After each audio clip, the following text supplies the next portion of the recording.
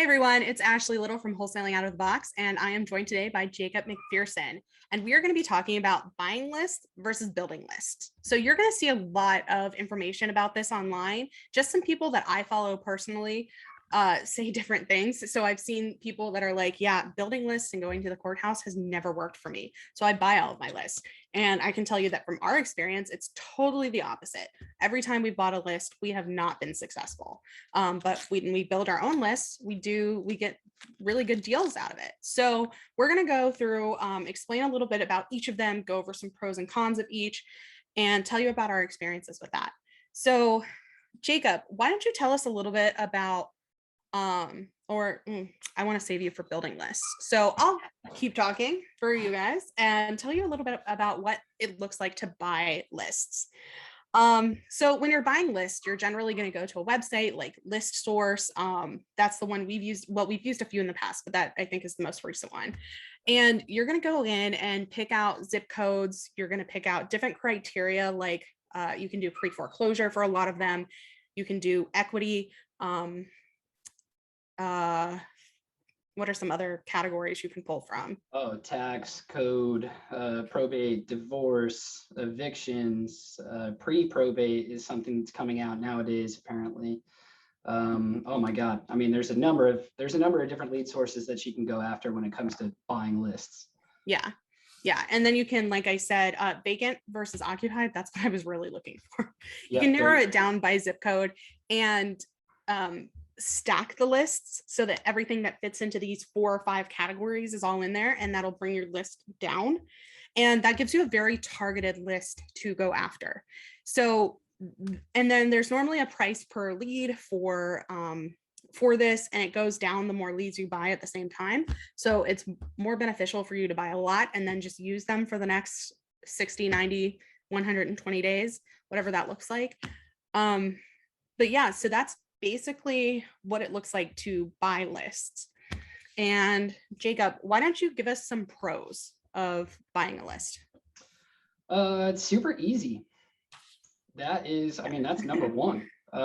It takes like no work, literally no work, barely any effort. All you got to do is log on to a freaking website for that matter and pick out what you want and go. And then you just pay for it and you got it. And it's typically in a format that allows you to immediately start inputting it into whatever CRM you have and so on. And you can start calling, mailing, texting, whatever you want.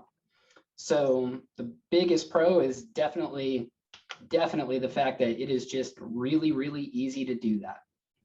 Yeah, definitely agree. And I think it really helps you as you're getting started in this business, getting rid of that analysis paralysis, shaking the dirt off. Sometimes if you just buy a list and then you get going, that gives you time to start figuring out other lead sources, but you're still doing something. You're still putting yourself out there and marketing, because that consistency is key. Like once you get started, you do not want to turn off the tap. Mm-hmm. Yep, absolutely. Yeah, that's a really good point to bring up. It's just the idea that if you're somebody who doesn't really know where to go, especially if you don't know how to do any, list mining down at courthouses and so on, then yeah, buying a list is probably going to be a great way for you to start, because you can avoid that analysis paralysis and you can just simply get started. Yeah, it's a great point. Yeah. And I think another pro is that it is pretty cheap once you are buying a certain amount of leads. And it's easy, like Jacob said, easy to get started, but easy to just really put it in and go. Whereas you're going to see with building lists, it's a little bit more complicated to get to that point. And so it's just like that ease of access, and goes back to that time value of money. So if you have more money than time, buying lists is definitely the way to go. Yep. And you can buy a lot of leads, I think, for a relatively low cost, from what I understand. I've never actually purchased a list myself, so I can only speak to it, but so much. But yeah, I mean, it is a relatively cheap way to go about sourcing leads as well. Yeah. Yeah. And like I said, it has not worked for our company personally, but companies that we've worked with that we know locally, it works for them. So it's worth trying. Definitely. We try it probably once a year.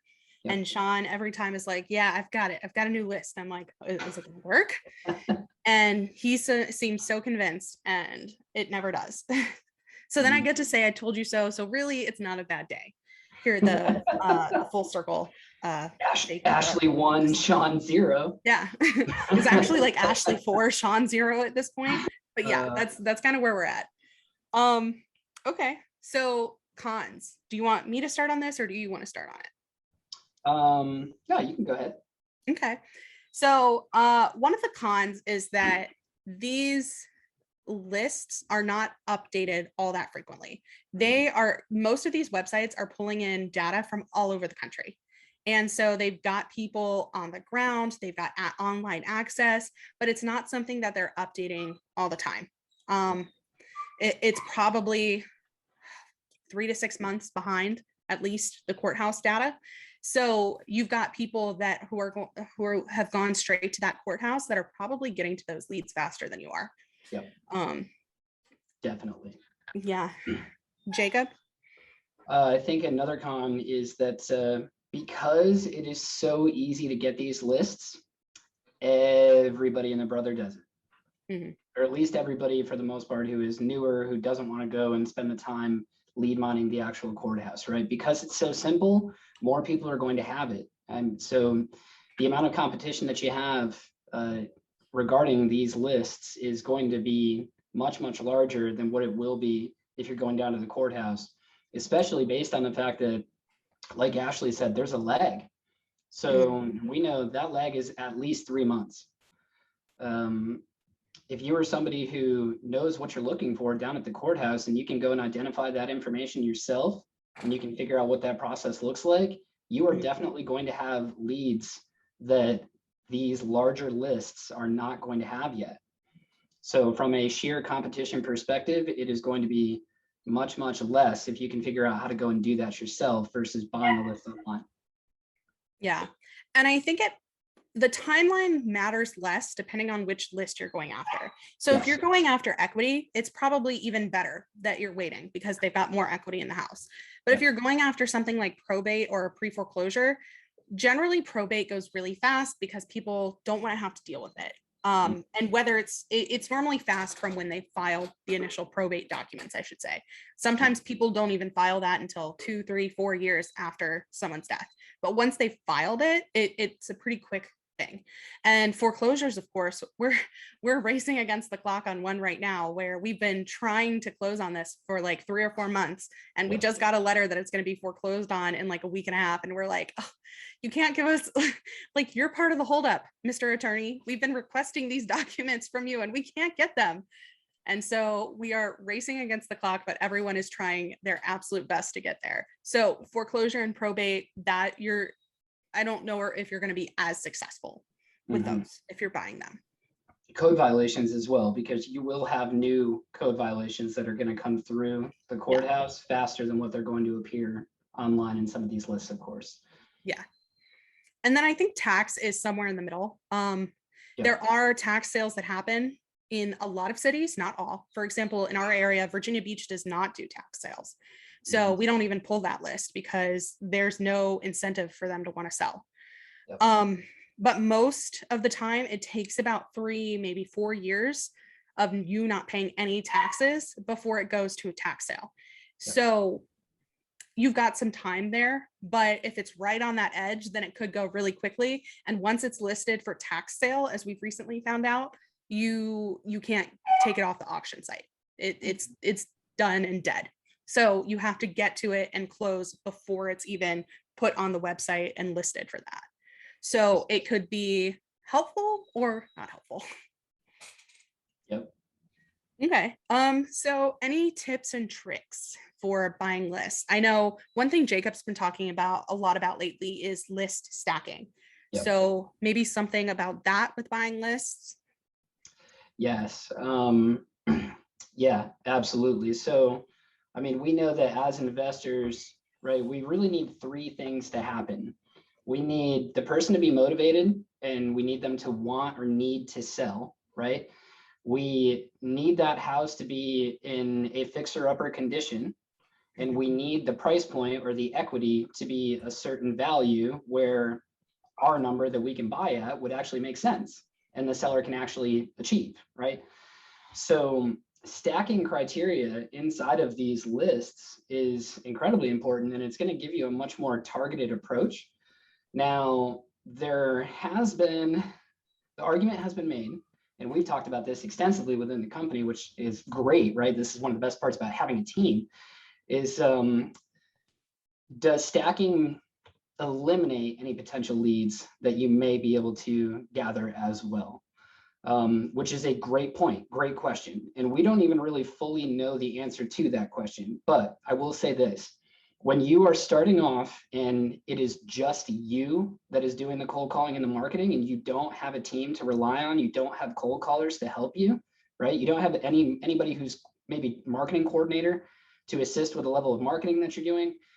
When you don't have anybody else on your team to assist you with those things, then maybe list stacking is actually better for you, because the leads that you're going to get are going to be much more targeted, and there's going to be less of them, right? So you're going to be calling in a more targeted list, as opposed to having to worry about this, monster 2,000 phone number list that you got to get through, right? Well, maybe it's not 2,000 numbers. Maybe you can stack some of these criteria against each other, and you can get it down to 500. Right? Or maybe you can get it down to 1,000 and cut it in half. And you know that those 1,000 leads are going to be much more targeted and hopefully a lot more initially qualified, right? As much as you can do so before you go and spend the time making those calls. So I think that that's the benefit when it comes to list stacking. Yeah. And I think there are benefits to list stacking. I think when you start to get a bigger company, having the opportunity for more at bats is good. So not stacking the list. And also thinking about too, the someone might seem like they have more motivation because they're on the tax list, they've had code violations, they're about to go into foreclosure, whatever, but they might actually have less motivation and just not care as much as the next person that only has code violations. So you just don't know motivation until you start talking to people. But I think Jacob's right in that when you're first starting out, definitely stack the list if you can. See, and what that means, I don't think we talked about this. So Jacob, can you give it like a brief? No, that's what does it mean to stack the lists? So let's just say, like I said, right, I touched on 3 basic pieces of criteria that have to be met for any investor to be able to purchase, right? You have to have the motivation, the seller has to have a certain amount of equity, and the house has to meet a certain condition requirement. So condition is something you're not going to be able to get unless you're driving for dollars. Driving for dollars is a great lead source, but it takes a lot of time, right? So when you're talking about buying lists or even building your own, you can use programs like PropStream, Batch Driven. Probably I don't know if you can build lists in Deal Machine, but I think you can. Yeah, so any of these types of online platforms that allow you to build and create your own lists, you can go on there and you can select the individual criteria that you want that list to meet. So maybe you want to take something that is going to be, let's just say it's a basic code violations list, right? So people who have code violations, right? Maybe you take that and then you stack that against additional criteria, and one of which being maybe you're going after equity, right? The person has to have at least, let's say 20 or 25% equity in the home, right? Because we have to have a certain number in order for this to even make sense for us to buy it. So you stack your code violation list against equity so that you eliminate all of the leads that don't even really have the ability to sell, right? At least not at the number that we are going to need to buy it at. That's not to say that those aren't leads that could be potentially useful for maybe somebody who's an agent or a realtor, right? Maybe they're still looking to sell, but they're just not looking for a wholesale, right? So doing that and stacking against that criteria will help eliminate some of the ones that don't even make sense off the bat. So that's just one example, but you can do that same thing with a number of different criteria. You can do it based on the age of the homeowner. You can do it based on the age of the house, the size of the lot, based on equity, based on whether or not it's owner occupied or vacant, right? So then maybe you do that. Maybe it's equity and it's you want to go after vacant, a certain amount of equity and code violations, right? Because now you're talking about owners that are likely renting out, or they're just not dealing with the property. They're having issues with the city. Plus, you know that they have the ability to sell at a number that might make sense. So in that particular case, that may be a pretty decent list to go after. So, and I don't know this for sure, so please don't take my word for it, but I'm just giving examples of things that you can do to try to crunch your list down into a much more qualified type of lead or type of list. Mhm. That makes sense? Did I Yeah. cover, did I answer the Yeah. question? Okay. Yeah, definitely. Okay. Okay, let's go into the idea about building lists. And again, with the disclaimer, or this is something that we do really well. And the disclaimer is that we are a larger company. So we've got, and we've been doing this for a really long time. So we've got a lot of really good systems and processes in place. And we've got virtual assistants that help us so that we are on a schedule for which courthouses we're going to go to and when and what lists we're going to pull from them and how often. And then a schedule of, okay, we get it in, we skip trace it, we put it in our system and start calling, so that the whole process takes, once the VA has the list back to us, it takes probably about a day, maybe two, to get everything ready to go. But Jacob, what does it look like to build a list from a courthouse or anywhere, I guess? Driving for Yes. dollars could also be considered building a list. Absolutely. Driving for dollars is one of the best lead sources, in my opinion, that you can go after. And most of the Driving for Dollars apps out there nowadays, we used to use literally the Driving for Dollars app is what it was called. Then we went over to Batch Driven most recently. But going out there, identifying leads, I mean, using programs like that, they allow you to export the list when you're all said and done, and you can even skip trace directly out of the app. So as far as building a list, when it comes to just Driving for Dollars, that is really something that's very easy. You just have to take the time to learn the app and learn the basic systems. And after that, you can download your list and skip it right then and there, and you can immediately start calling. So Driving for Dollars, I mean, I will recommend that always as far as a lead source is concerned. Yeah. When it comes to going down to the courthouse, it's a little trickier. So most of the time, like when I first started, for example, I had no idea where to even go. I had to talk to Sean and talk to you guys about like, what department am I even going to in the city and who do I have to talk to? And likely the person that you get at the front desk is probably, maybe you're the fifth person to come up to them that month and ask about this list, and they just don't want to deal with you. So they say they don't know anything about it. And then if you're new and you don't really know what questions to ask and so on, you don't know any better, then you're probably just going to be like, well, shit, right? Like, I don't know what to do.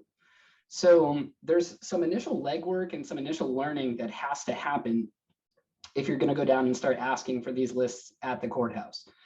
And there is going to be a cost for that list as well. It's nothing too crazy. I think the last time that I personally went and bought, I think, a code violations list, it was like $100 at the city, which is pretty reasonable. Yeah. So there's going to be some upfront costs. There's going to be some upfront learning. And then in addition to that, when you get that list back, the city is only going to give that to you in whatever format their system utilizes. So it's likely not going to be in a format that is going to be readily conducive for you as far as what you need to do from a marketing approach. So they probably, like for an example, right? So if you're going to go down, you're going to generate a tax list. You will probably get the owner's first name, the owner's last name. You'll have the property address, of course, that the taxes are behind on. You'll have the amount, and then you'll have a mailing address. So, but none of that is going to be in like a beautiful, neat Excel sheet that allows you to just kick that out into a mailer in a marketing campaign. Mm-hmm. So then you're going to have to spend the time reformatting whatever information you get to allow you to go and use your whatever marketing funnels you currently have in place. So, and all of that takes time, right? It takes time, takes energy, and it takes you away from being able to actively call and follow up on all the other leads that you have in your system. So when you're first getting started, it's daunting, it's overwhelming. It's a lot to try to deal with, a lot to try to build out. So now, as Ashley said, we're a larger company and we've got it to the point where, because Ashley's awesome, Ashley built out our entire marketing system with our virtual assistants to the point where we can go down and grab a raw data list from the courthouse and upload it into the system to go to the VA, and the VA spits it back to us, like she said, typically within 24, 48 hours. Mm-hmm. So, but I mean, Ashley, the amount of time, energy, stress associated with you building all that out. Yeah, I yeah. have And no it's not interest in that. something I could have done when I first came on either. It's a lot of stuff that I do with our system is stuff that I've learned over the past 4 years how to do and trial and error. So it's not something that if you're brand new, unless you have a lot of computer science experience, which I did not, then it's going to be very hard for you to get into. Mhm. Okay, so Jacob kind of skipped ahead and went to all the cons of building a list. Oh, did I? Going over, yeah, you were very negative about it. I was kind of surprised. So let's Oh be a no, little bit, there's so many pros to it too. Don't I get me know. wrong. Yeah, so let's be a little bit more positive about it and we'll go over some of the pros and then we'll kind of swing back to the cons just to dive a little bit deeper into some of them. Um, but for the pros, it's a lot cheaper than if you're trying to buy a list. A lot of it really does depend on the city and the courthouse. There are some that charge us a flat fee per list, no matter how many leads are on it. There are some that charge for the half hour it takes for the person to get the list together, for them to get it together. There are some that don't charge anything. They're like, oh yeah, here you go. Freedom of Information Act. We'll come back to the FOIA stuff later. So take it, have fun, do what you want to do with it. So definitely cheaper than trying to pay per lead for that kind of thing. Other pros, Jacob. The fact that the information that you're going after, especially if it's code, if it's probate, if it's an eviction, if it's divorce, things along those lines. Again, those list companies, those mass list companies I buy from are going to be lagging, right? They're going to be behind schedule. So one of the biggest pros of going in and building these processes out is that you're going to have these leads almost immediately, as far as new leads that have come through the city in this fashion. So you're going to have less competition if you can build it out that way, because these larger companies are not going to have it yet. And you'll be able to start reaching out to those people immediately. And that is, I mean, that's incredibly helpful when it comes to wholesaling, especially the number of people that have learned about it over the years and, you know, have officially started building their own businesses. So Yeah. the level of competition has certainly increased over the years. There's no question about it. Mm-hmm. I think another pro is that with the companies that you're buying lists from, you don't really know what their process looks like. So you don't know if they're filtering out any leads before they even get to you. Yep. You don't know if they're selling them ahead of time to specific buyers that might buy in bulk from them. You just don't know because they're not obligated to tell you that kind of thing. That here, you know, you're getting, like Jacob said, the most up-to-date information. You're getting them pretty quickly and you're seeing exactly where everything is and what everything looks like. So you can filter out specific code violations that you want to go for, but you can build your own filters as opposed to relying on someone else doing that. Yes. Yep. I'm so happy you brought that up because I was going to touch on that if you had not, but that is huge. I mean, the ability to go and just get the raw data and then make your own decisions as far as how you want to filter out with certain sets of criteria, like for tax, for example, right? Maybe I know the city of Chesapeake, you have to be delinquent for 2 years before the city turns all of your information over to an attorney for potential litigation, right? So maybe you had somebody that is literally just, they're behind 1 month or they're going to be behind 1 quarter because that's the way taxes work. So, but maybe they've only missed a quarter, right? Is it readily worth calling on that person if they're only behind 1 quarter? I don't know, right? It seems like it might make sense to try to go after people that are maybe a year and a half behind, right? Or maybe over a year at least. Mm-hmm. So there's going to be a little bit more motivation there, right? Maybe the city's tried to work with them for whatever reason, it's still not working out, right? Now you have a much more targeted lead and you're not going to be able to make that decision of filtering down with that criteria if all you're doing is mass buying a list. So you have so much more control over the information that you ultimately refine when it comes to building these lists from the courthouse yourself. Yeah. Yeah. Such a good point. Any other pros?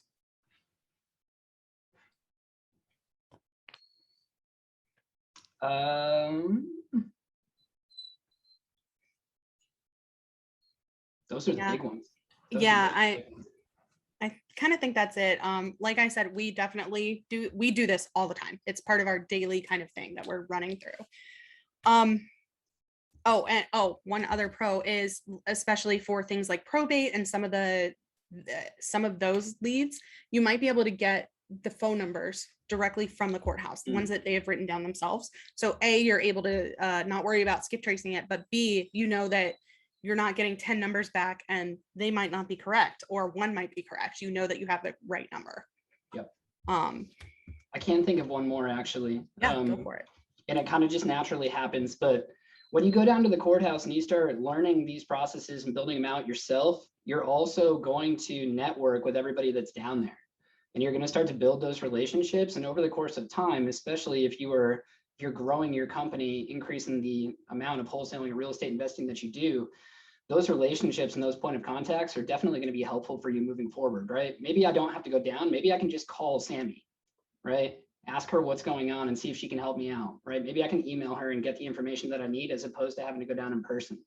So I think that there's something to be said as far as networking as well, and really just learning all of the various things associated with how this city records information when it comes to real estate. I mean, going down and viewing the land records and viewing probate records and tax and so on, understanding how the city operates, all of that is extremely helpful, especially when you're no longer working in the company, you're starting to work on the company, right? Then you can start to make some changes that are ultimately going to allow you to improve and grow faster. Yeah, such good points. I was muted. Dogs were whining. Okay. So I want to go into, well, I just want to review some of the cons real fast that we had talked about. So you have to be able to ask the right questions and you have to know what those questions are. So that takes a lot of trial and error. It does take a lot of time especially when you're first getting started. And there are several steps involved that you don't have to go through when you're buying a list. So that filtering that we were talking about, putting it in the correct format you want, and then having to skip trace and then put it in your system. So there are a couple of extra steps added on there as well. But now I want to go into some tips and tricks. I mentioned the word or the term Freedom of Information Act, or a FOIA request, earlier. So Jacob, can you kind of explain what that is and why you use it? Yes. So a FOIA request is something that anybody can do, and it's to go and access any record that the United States has basically made available to the public by law. So when you go into some of these courthouses, they'll ask you to fill this out. And most of the time, I think that we've gotten to the point where, at least with some of these larger types of lists that we don't go in and mine on a monthly basis, we simply fill the FOIA request out and we email it over to the point of contact that we have at the courthouse. And it states exactly what we want and how we want it. And they go ahead and take it from there. They get back to us as far as maybe a cost per lead, if that's what it comes down to. And then usually within 5 days, they respond and they have that information back to us. So Freedom of Information Act, FOIA, is what that stands for, allows you to request any information from a city or county courthouse that has been made available to the public by law. Yeah, that's an awesome description of that. So yeah, definitely know what a FOIA request is. There are normally forms online for FOIA requests. I'll see if I can find one for Virginia that I can link in the show notes, since that's the state we work in. Yay, FOIA request. Any other tips and tricks for going to courthouses to mine leads? Things people should look out for? Just anything else you think people should know? If somebody shuts you down, just know that it's likely not that the information that you're seeking is not readily available. It's likely a misunderstanding based on perhaps how you're asking the question, or just simply based on that person not knowing. Maybe they're new, right? They've never even dug up a list like that. They have no idea what it is, right? In those circumstances, it would definitely behoove you to ask for the manager or ask for somebody else to speak with. I think that that's something that we talk about regularly. The first time I ever mined a list from the courthouse, I had to ask 4 different people before I got to the correct person that could help me get the information that I wanted. So, but if I would have walked away after the first, second, or third time, I would have never gotten it, right? I had to go the extra mile and ask the fourth person. So, and then the other tip I'll give you is when it comes to what question to ask, it's probably best, I found it most helpful to think about it from the perspective of what is the end piece of information that I ultimately want, right? I want a couple of key pieces of information in order for me to be able to reach out to these people. And that's, at minimum, I need a name, I need a mailing address, and I need the address of the property associated with whatever it is I'm asking about. And if you can get a phone number out of that, that's even better, right? But I need those first three pieces of information at minimum. So when it comes to that, you may sit there and ask, okay, so how do I go and ask for a tax list, right? Well, you would go in and you would say, I'm looking for a list of properties with owner information that have delinquent taxes associated with them, right? For the entire city or entire county or whatever have you, right? How can I get that? That is the basic question. And then that's just the example of tax, but you think about it in the same idea as far as looking for any other type of list as well. That is essentially what you're asking. How can I get in touch with these people? How can I get that information? Yeah. And I think that's a really good point. Persistence is key here. And just knowing that it's going to be rough the first time or two that you're trying to do this, especially each time you go to a new courthouse. I know that even we who have a lot of experience and know exactly what to ask for have to go back 2 or 3 times when we go to a new courthouse and request essentially the same thing over and over again before we can get it. But that persistence and that time up front is really going to pay off, because then it's going to be a pretty simple and easy process. After that, you'll know how to do it. You'll be able to then teach someone how to do it and pass it along so that you don't have to use up your time for that. So making sure that you really got that down, you've written steps down, you've got it on your computer, something, so that then you can pass that along. Yep. Yeah, that brings up another really good point that we should probably mention is that every courthouse is a little different. Mm-hmm. So it's not necessarily going to be the same process that you do at all the others. So that's what Ashley means when she said that even when we go to new courthouses, it takes us 2 or 3 times to kind of get the information that we need. It's because most of these courthouses, they don't all do it the exact same way. They're in the process of standardizing, but it just hasn't happened yet.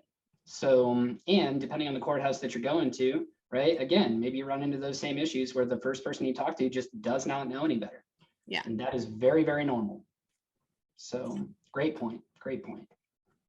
And some quick examples locally that I want to encourage you to look at. I'll put this in the show notes. The Norfolk website for tax and code list, phenomenal. I wish all of the area courthouses were like this. So Norfolk is super easy to get information from. Try to go into Portsmouth, that's a whole different situation. And we've had a lot of issues with Portsmouth. I mean, I spent a day, literally a whole 8 hours on the phone with Portsmouth, trying to convince them not to turn the water off on a property that they say existed because there was a mailing address, but did not legally exist because there was no tax ID. So there was a lot of back and forth on that. They would not go down to the treasurer's office, who even told me, no, there's no tax ID for this property. And I'm like, okay, can you send me verifications so I can send it to them? And they're like, no, they can come down here. And they wouldn't. So then you get cities like Portsmouth who are awful to work with. Yes. But just knowing that, like, we build extra time into our process for places like Portsmouth and less time into our process for places like Norfolk, because we know it's going to be an easier and cheaper way to do it. Yep. Okay. Good point. Any final thoughts on buying lists or building lists that you want to share before we finish up? Yeah, one last thought, actually. So for anybody who is just getting started in wholesaling, I don't know if anybody's had a chance to check out the Wholesaling Out of the Box program. That's how I got started. That's how I came onto the company and started learning wholesaling the first time around. Been with the company ever since. But We teach all of these principles as far as what it looks like to go down to the courthouse and actually mine this information. But for anybody who does not want to spend the time associated with that, we also have the lists available that we've already mined and that we are mining. So it's going to be very current and readily available to anybody who is interested in that. So for those who maybe have a little bit more money, less time, that don't want to take the time to build these processes out, just know that there is an option for you. You're welcome to work with us on that, and you can kind of jump the line, so to speak, and go straight to the front. So just wanted to make everybody aware of that, so that, you know, if you're listening to this podcast and you heard me talk relatively negatively initially there, which was not intentional, but it's just reality. But if you heard all of that and this still seems like it's overwhelming or daunting, there is that option. So if anybody's interested in that, feel free to reach out, and we'd be happy to help. Yeah, awesome point. And those lists, as soon as we get them and they're done being skip traced, we put them on the website. So they are pretty much as fast as you can get them, and only available to current members right now. We sell them at 25 cents a lead, which is a pretty good deal considering it includes skip tracing. And yeah, I guess that's it for buying lists and building lists. I hope you guys enjoyed this discussion. I think it was really helpful for both me and Jacob. I think we both got a lot out of it, and hopefully you guys did too. So if you're interested in learning more about our program, you can go to www.wholesalingoutofthebox.com. And if you liked what you saw or heard today, please, please, please leave us a rating or a review wherever you watched or listened to us. It really helps us and lets us know what you're looking for future episodes, as well as what you're not looking for. So that's about it. And we will see you all next time. Thanks. Thanks all.